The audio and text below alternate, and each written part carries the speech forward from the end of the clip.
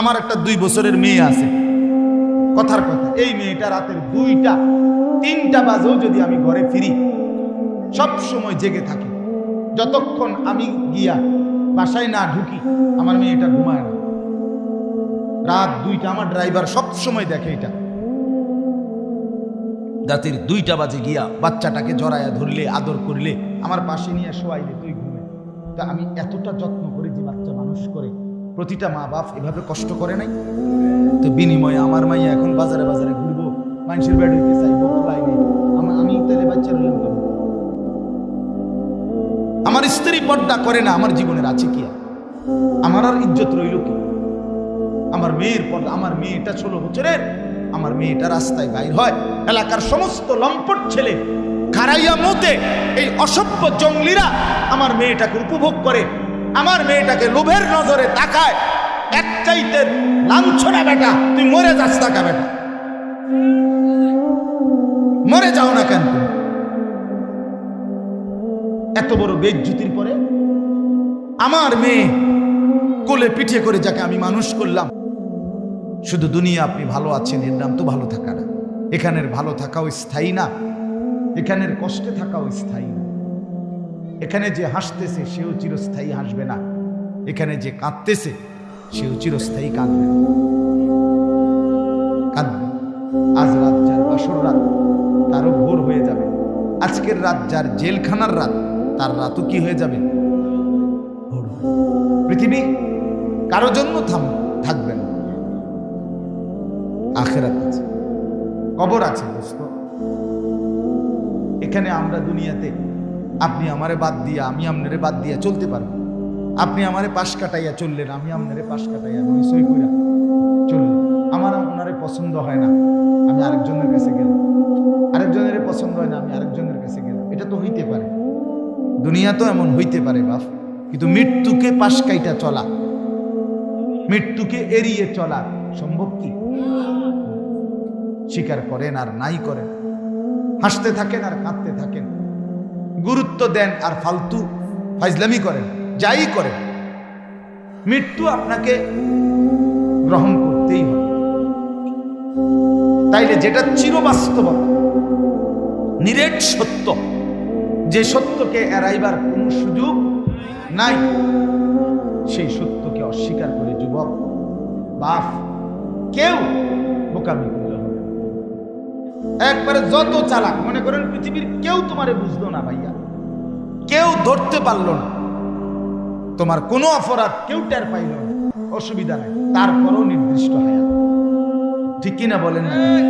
দুনিয়ার কেউ আমারে বলার মতো সাহস করল না, আমি এত বড় বাহাদুর হইলাম, ঠিক আছে, তারপরেও হায়াত নির্দিষ্ট, হায়াত নির্দিষ্ট। পৃথিবীর সব ক্ষমতার মালিক হইল নির্দিষ্ট, আমি হায়াত আমার শেষ হয়ে যাবে। পৃথিবীর কোনো ক্ষমতা আমার না থাকলেও আমার হায়াত কি হয়ে যাবে? কুল ইন্নাল মাউতাল্লাযী তাফিররুনা মিনহু ফাইন্নাহু মুলাকীকুম। আল্লাহ তাআলা বলেন, নবী বন্ধু আমার আপনি বলে দিন, মৃত্যু থেকে তোমরা যেখানেই পলায়ন করো না কেন সে তোমাদের সাথে নিজেই মোলাকাত করবে। ফাইন্নাহু মুলাকীকুম, মৃত্যুই তোমাদের সাথে মোলাকাত করবে। তার মানে তুমি মৃত্যুর থেকে আড়াল হতে পারবে।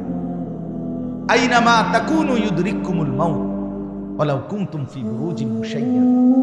আল্লাহ বলে, যদি তুমি এমন একটা দালান বানাও যেই দালান অনেক উঁচা, অনেক উঁচা, কেউ এটা ডিঙ্গাইতে পারবে না, যেই দালানের চারদিকে এবং উপরে কোনো দিকে একটা ছিদ্র নাই, একটা পিঁপড়া ঢুকার জায়গা নাই, রব্বুল আলামিন বলে সেই নিশ্ছিদ্র সুউচ্চ দেওয়ালের বেষ্টনী ভেদ করেই মালাকুল মউত, মৃত্যু তোমাকে নিয়ে আসবে।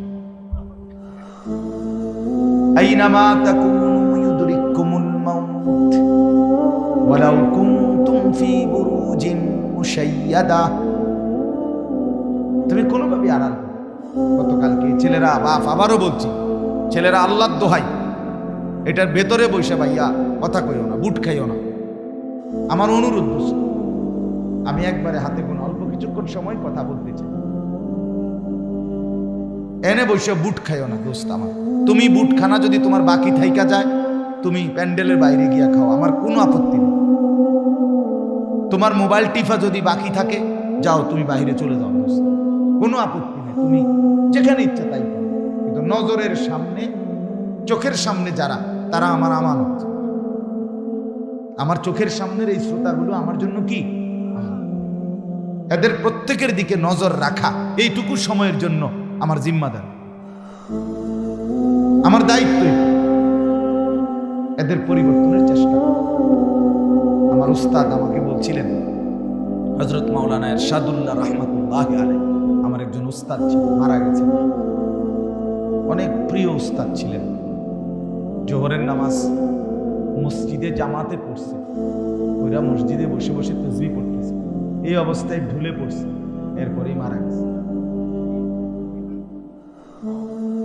এই হুজুর বলছিলেন, আনিস, আল্লাহর কথা যখন বলবা মানুষের সামনে, মনে মনে ভাববা এগুলা তোমার উম্মত না, তোমার নবীর উম্মত।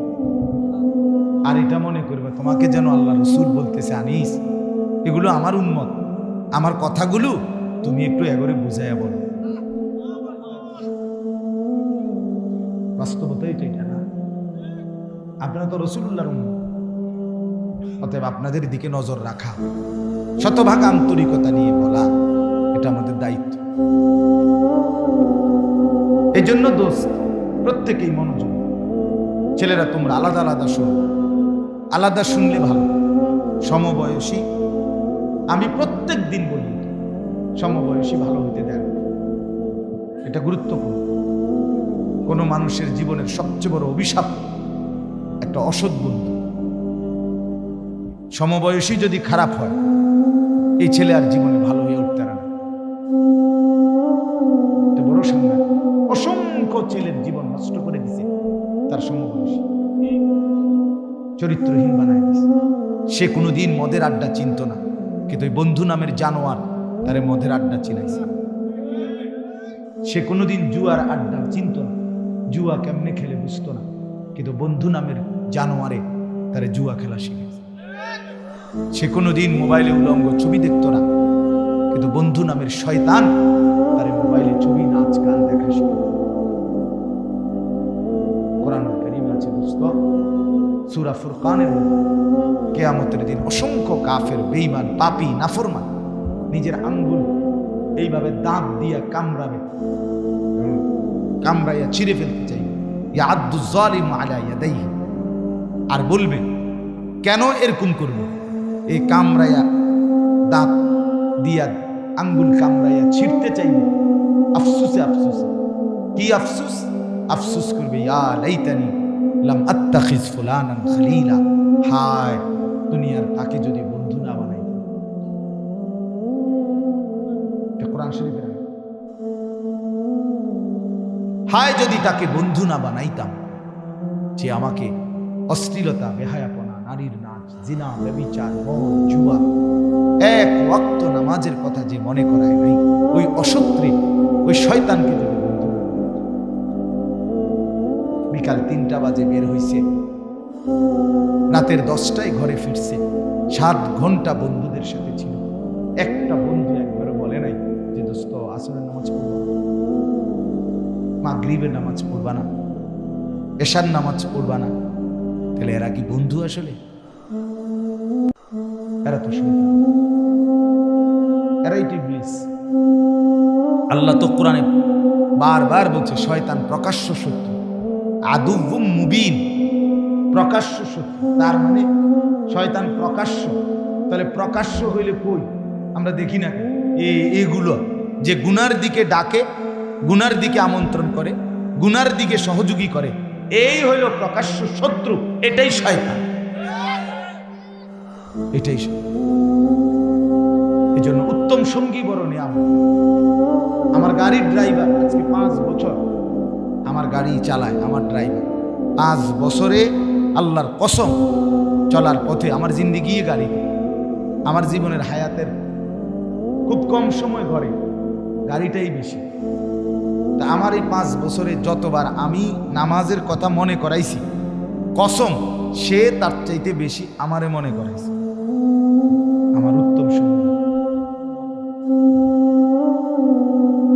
সেই হিসাব রাখছে,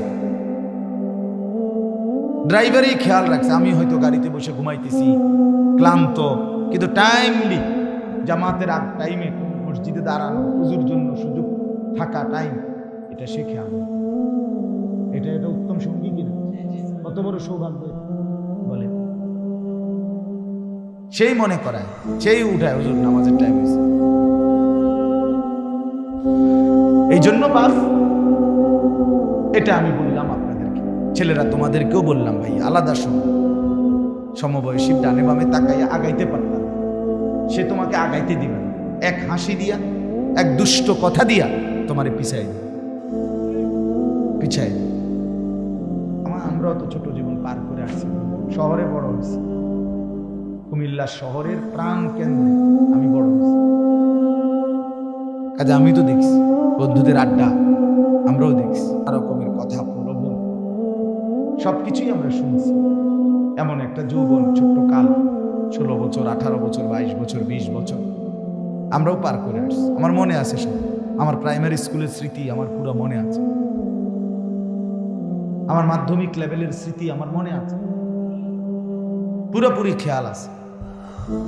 এই জন্য উত্তম সঙ্গী বড় নিয়ামত, যে গুনার দিকে ডাকে, ভালো কাজের কথা মনে করায়। রাসূলুল্লাহ সাল্লাল্লাহু আলাইহি ওয়াসাল্লামকে জিজ্ঞেস করছে সাহাবী, ইয়া রাসূলুল্লাহ, উত্তম সঙ্গী কি? নবীজি বলছে 3টা গুণ আছে জানো। কয়টা গুণ? মান যাক্কারাকুম বিল্লাহি রুইয়াতু, যাকে দেখলে আল্লাহর কথা মনে হয়, উত্তম সঙ্গী। 2, ওয়া যাদা ফি ইলমিকুম মানতিকুহু, যার কথা শুনলে নিজের জ্ঞান বাড়ে, ইলম বাড়ে। 3, ওয়া যাক্কারাকুম বিল আখিরাতি আমালুহু, যারা আমল দেখলে আখিরাতের কথা মনে হয়।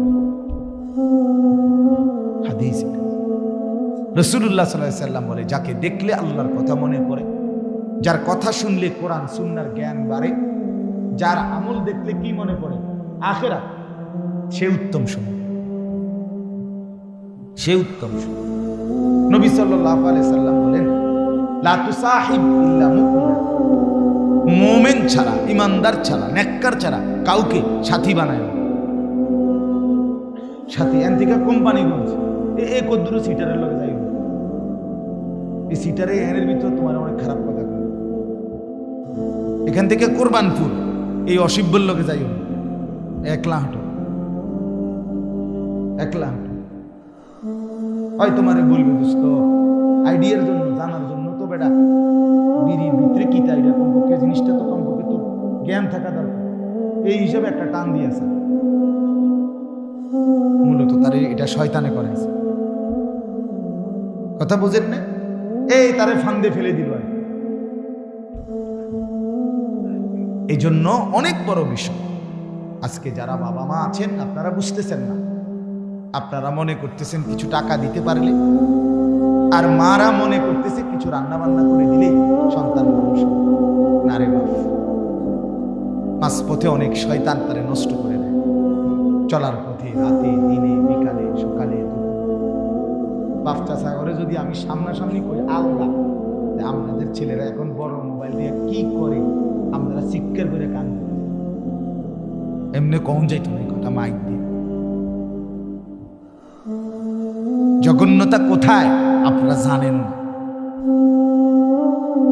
নিকৃষ্টতা কোথায় গিয়ে পৌঁছছে আপনারা জানেন না। অসভ্য আপনাদের মেয়ের, যে মেয়ে চরিত্রহীন, যার মেয়ে পর্দা করে না, সে কত নিকৃষ্ট অবস্থানে গিয়ে পৌঁছছে আপনি জানেন। কুত্তা বিলাই ফেল। যে ছেলে নামাজ পড়ে না এক ওয়াক্ত, এই জানোয়ার বহুত আগে জানোয়ারের ক্যাটাগরি পার হয়ে গেছে, বহুত আগে কুকুর বিড়ালের শ্রেণীও পার হইয়া আরো নিচে চলে গেছে। আপনি জানেন, চেহারা দেখেন বেনামাজি সন্তানের, চুলের কোনো হদিস নাই, চেহারার কোনো হদিস নাই, শার্ট প্যান্টের কোনো হদিস নাই, যেখানে মুতে ধরে এখানে পেশাব করে দিতেছে, পেশাব করে কোনো পানি নেয় না, হাসে কি লেগে তাও কই তারা না, হাঁটে কেন, এতক্ষণ ঘুরতেছে কেন, প্রতিবন্ধী, মানসিক প্রতিবন্ধী, পাগল, তার সিরা। আপনি বলবেন একটা ভালো কাজের কথা, হে আসবো, মানে প্রতিবন্ধী যে। হ্যাঁ হ্যাঁ, বাস্তবতা, বাস্তব।